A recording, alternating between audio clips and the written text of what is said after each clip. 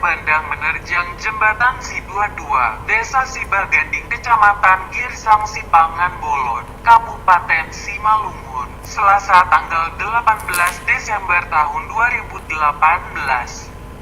Banjir bandang terjadi sekira pukul 1 WIB, membuat 3 unit kendaraan tertimpa lumpur dan terjebak di tengah jembatan. Akibat bencana tanah longsor itu, jalan tidak bisa dilalui. Adapun jalan bisa diarahkan melalui jalan alternatif dari Simpang Palang Belok melalui Desa Sitahuan, Girsang Sipangan Bolon. Sementara tumpukan lumpur masih diupayakan dibersihkan.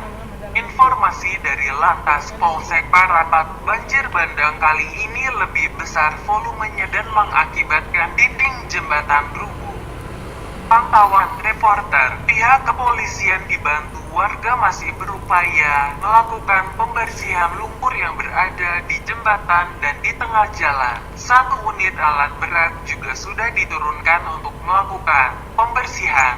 Kapolsek Parapat, AKP Bambang Priyatno, ketika ditemui di lokasi, mengatakan curah hujan yang cukup tinggi beberapa pekan terakhir berdampak tingginya ancaman bencana alam di sekitar kawasan Parapat dan Danau Toba. Kapolsek mengimbau agar seluruh masyarakat dan pengendara serta pengguna jalan agar selalu berhati-hati. Dari Girsang Sipangan Bolon, Simalungun, Rapsiana Gultom, Simada TV melaporkan.